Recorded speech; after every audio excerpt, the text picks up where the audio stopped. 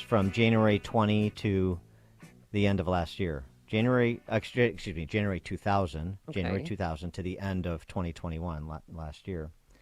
And since everybody's talking about inflation, this is perhaps a bit of a teachable moment. Overall inflation during that 21-year period is about 65.5%. Average hourly wages a little above that, about mid-80s over the course of 21 years. So outpaced inflation by a bit. The more expensive, those things that have outpaced inflation during that 21-year period, What? Food and beverages by a little bit, just a little bit. Housing by a little bit, not much, less than 10%. Childcare and nursery school, Oh, I bet that's insane. 100% Yep. inflation over that period. Medical care services, 125% inflation, so 2x the overall inflation rate. College textbooks, 150%. College tuition and fees, about 175%. Believe it. Hospital services, about 215%. All those things have gotten, exponentially more expensive and outpaced inflation by a factor of 2 to 3 over that 21-year period. The things that got more affordable, Anything? less than zero inflation, actually deflation. Oh, what? Clothing, Oh, cell phone services, computer software, toys, TVs are 90% less over that 21-year period when you had 65.5% inflation. Massive difference. So on the more expensive basket, who's the price setter? Who's the major consumer and the price setter? Hospital services, college tuition and fees, college textbooks, medical care services, child and nursery school. Government. When it comes to those that have gotten more affordable over that 21-year period, clothing, cell phone services, computer software, toys, TVs. Who's the price setter? The private market. People exchanging goods and services freely, more or less freely. So, government price setter, things are going to get more expensive. The market, people interacting with one another freely as the price setter, things are going to get less expensive. Better for consumer, worse for consumer. Do you get it? That needs to be part of the simple Republican message on inflation and, by extension, government intervention in the economy in the run-up to November, as far as I'm concerned. Let's see how far Steve Moore is concerned. Steve Moore, Wall Street Journal columnist, economist, Trumponomics author, joins us now. Steve, thanks for joining us. Appreciate it. Well, good morning, guys. And by the way, I think officially now, if I heard your weather forecast correctly, the inflation rate in the United States is higher than the temperature of Chicago. hey, Yeah, well, yes. Yes, it is. By It's in the a positive leaps and bounds. territory. Yeah, that's... Yeah. It's minus 36 here, Mr. Moore. Don't you miss living here with the wind chill factor? Oh my God! Well, I love those cold. It's a refreshing, frigid breeze. It's Look, No, it's deadly. It's crisp. Exactly. Your nose hairs stick and by together. the way, I just don't want to hear any more of this global war. It's climate change, right? It's climate change, of Right. course.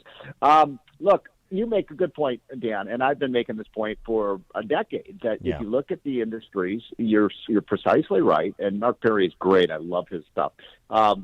It's so clear that it's healthcare, and it's healthcare, and it's the what's going on with respect to education.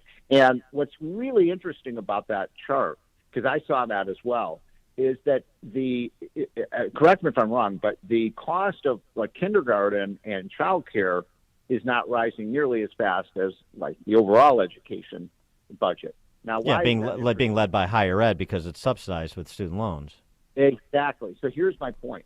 What does Biden want to do? He wants the government to take over the child care. And child care is just babysitting, right? They want the government to take over babysitting, and they want to take over the kindergarten industry, which has been pretty much, non-subsidized. And he says that's going to make it more affordable, right? That's his argument. Hey, we're going to get the government involved and then we're going to make it affordable. No, they're not. if the government gets involved in the child care industry in kindergarten, it's going to be more expensive. We know that because that's what's happened with K through 12. I mean, for first grade through 12, and that's what's happened with college tuitions. When the government subsidizes something, it actually gets more expensive and less efficient. So this is maddening when Biden says it's going to be less expensive to get child care. Another point I want to make about those statistics. You talk about, look at the industries that are just dramatically falling in price. It's basically the technology industry. Now, what does Washington think? They're monopolists. Google, it's a monopoly. All these computer companies, they're monopolies. We got to stop them. Stop them? A monopoly is something that's supposed to raise prices, but these are the industries. I just looked at the data. Virtually every one of these companies that Washington wants to say is a monopoly is a company that is reducing prices. And I want to refer your listeners, because you've got the smartest listeners in the entire city, to a great book by the guy, and I know you're familiar with this book, Dan. Bert Folsom wrote a great book many years ago called The Myth of the Robber Baron. Yeah. And it is a great book because the people like Henry Ford and Carnegie and J.D. Rockefeller, they built this country. And the left, they are horrible people.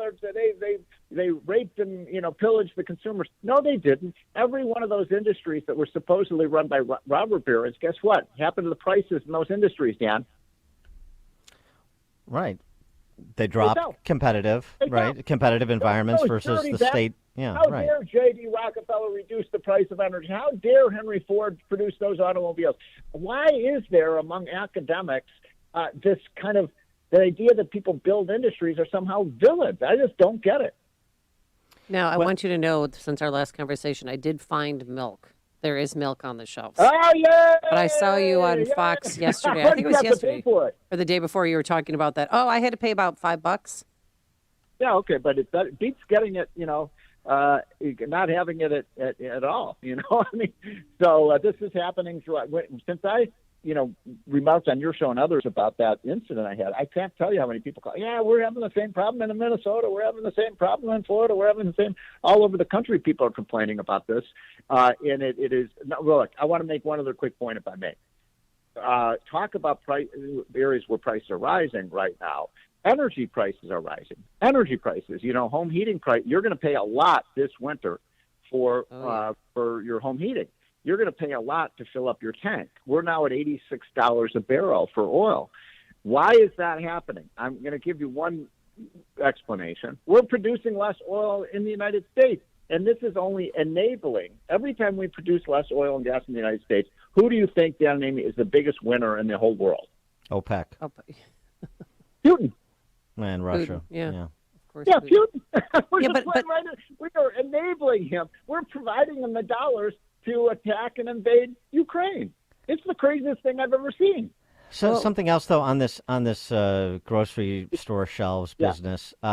Muriel Bowser, she's the mayor of Washington, D.C., in case you hadn't heard. I'm very familiar with her. Her emergency management department issued this public service announcement. If you're hitting the grocery store to prepare for winter weather, please just buy what you need and leave some for others. You may have noticed some empty shelves in some stores due to national supply chain issues, but there's no need to buy more than you normally would. She's essentially calling for voluntary rationing, and right. maybe we need to stop talking, just saying national supply chain issues. The left trying to sort of cover their tracks. It's the reason that you're seeing empty store shelves and your calls for voluntary rationing is socialism. Yeah, and what's so ironic about that is what happens when people fear a shortage. What is the first thing they do?